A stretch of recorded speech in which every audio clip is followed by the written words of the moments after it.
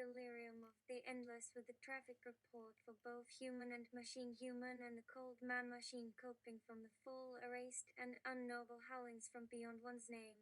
This is a special report, for something fucked this way comes. Bam. And yours shakes hard too. My favorite song is out now. No, wait. You just like the song when I sing it.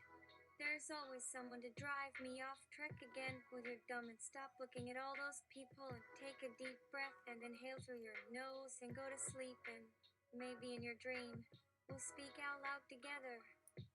Take the star's place behind you as the door begins to close before we wake up one day and no one will remember them anymore like we did.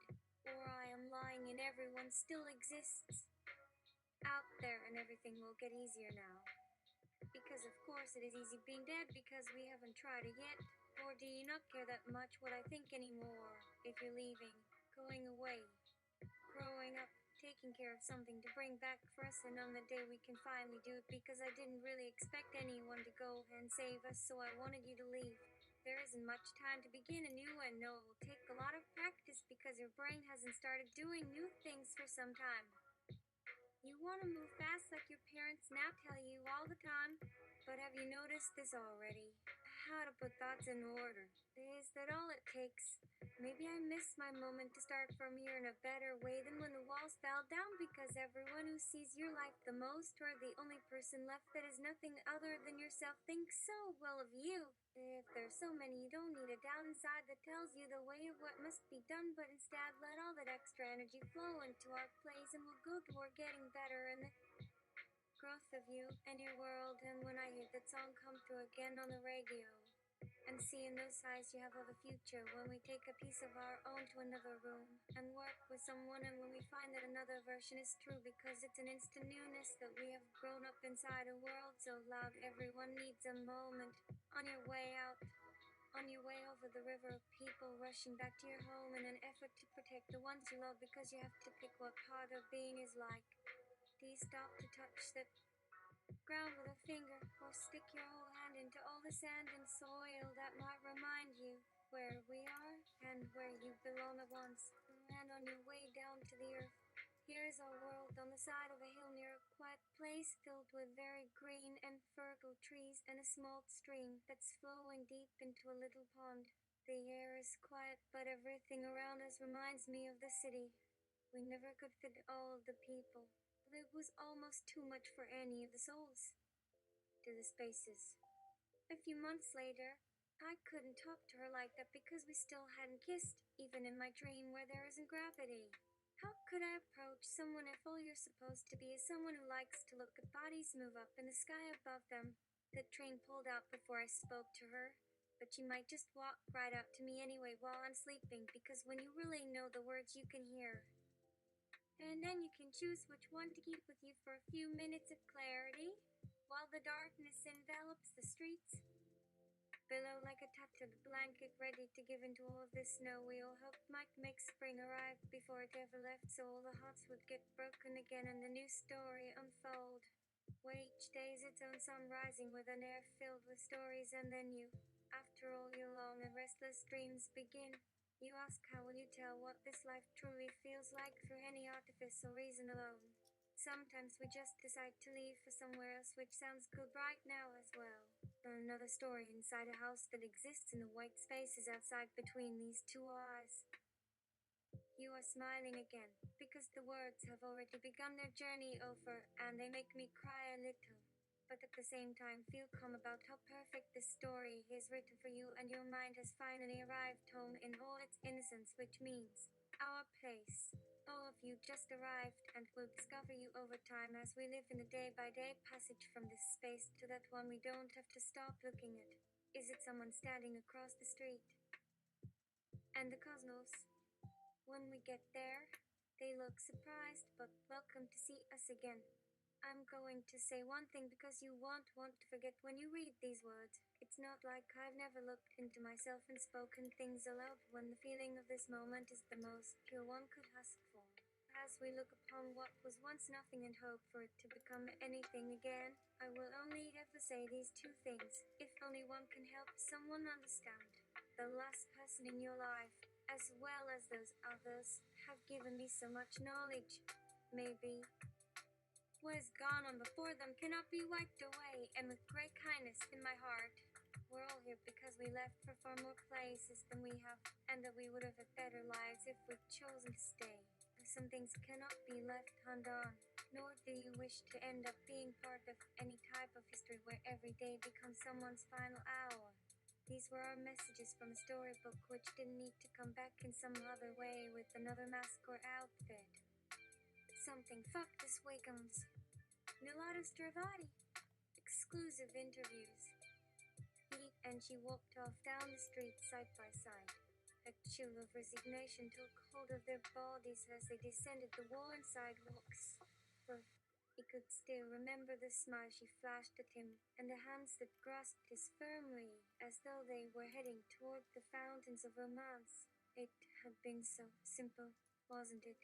Perhaps it had been what made her so special for her. He had believed in the value of dreams until the bitter end, and perhaps then. Lucky man. Lucky man looked like a shadow. A malevolent silhouette slipped into his mind and hovered above him like one of the small demons that dived upon their enemies as they trekked out towards the light.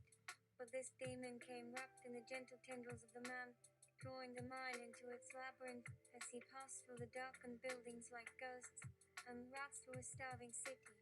He became as nothing, and it felt as if all hope had left him when the time had come to leave her, as there was nothing left in this world for them. For the child. The boy swelled, had tumoral gangrenous all gone through on the left hand, forcing the rest of his fingers into a useless state of dysfunction, and with it his destiny to live as a freakish adult deviant and forgotten amongst others. But who would forget him as he floated from room to room, avoiding the eyes of all those in attendance, and did everything in his power to move through a crowd without the usual touches of any friends or relatives, as his awkward hands grabbed at his mother's clothing, drawing the gaze of even those strangest to look with a smile of approval as the father put his arm around him, no matter how much the boy cried and pleaded. No one noticed as the two met their final embrace on the narrow porch before he fled and vanished as far as the eye could see, heading back home across the barren wasteland of the concrete as a world passed by him, and everyone smiled with encouragement from their windows and doors as a flower garden seemed to bloom out of nowhere beneath the crumbling ceiling that filled in the spaces between the broken wooden pillars as his heart dropped onto the sandy ground where he took to praying. Delirium becomes delusion. In the smoky tavern, they watched him from the shadows. This time would be the last, and he sat upon the bench which leaned towards the wall where they continued to watch while he had yet to notice them. Staring across the floor as the blackened curtain fell in front of his vision as if an act of mercy was granted as the two men reached across him as they grabbed both his legs and pulled his body toward them. As he lay in a pool of red and dark red rose petals on top of what was once her white cheeks. One held her throat and laughed, placing his left hand on his throat so that her laughter filled his head and then faded away. The second reached out and pulled off the long blonde hair, exposing his neck as blood poured onto the bedclothes like molten iron from a furnace as he smiled as she tilted his head back while placing her fingers inside his mouth, closing his lips gently, and began to squeeze. He looked up to heaven as she laughed in the night and said, "She promised her world as I became a stranger. The clone's act, a life of hiding, but smiling when greeting those he hated at the stage door to applause and to thank yous, becoming more fearful now. The curtain rising from the floor of the small studio with only a light source illuminating him on stage where he made the world laugh and see, feel and acknowledge each and every moment through their minds, hearts and lives so they would never forget the single chance given to them that night in a little town, these two, whom he felt close to and would not be ashamed of any more or any other time. These two were always present before the laughter rose, letting go in ways the rest of us have to struggle with even for one performance, only to do it all again the next night for hundreds to see and appreciate. Oh no, the show must go on. for these two, there was a living proof that every heart mattered even though they found love in spite of all else, and suddenly everything became clear to him that night, and as he realized, with these clowns as my witness, the one who went on to leave the audience behind did not win, while the one whose life stopped. But yet he continued because of the truth and kindness he wished to express, despite how hard it had become to conceal his reality and make things possible for us all that night. He looked up to them, grateful, realizing that the light and laughter he wished to give to the world had brought everyone around them alive as well. The tree at the end of the path. She found him still standing under a tree. She touched her face, feeling the bruise and marks. With all those others that she knew no one would see when the days passed by, thinking for certain he had never found his way back. Darcy Drassel. In her mind, she saw him fall upon his face, but his breathing was slow as if sleep was taking over with exhaustion to prevent more pain. Her eyes were on his mouth. For all those months now, she had looked into the darkness without hope to find his real form. Until then, perhaps, she wondered what it meant, but knew already. She moved away. He came from behind, looking confused, shaking her hand. I was only hoping, he said, to help.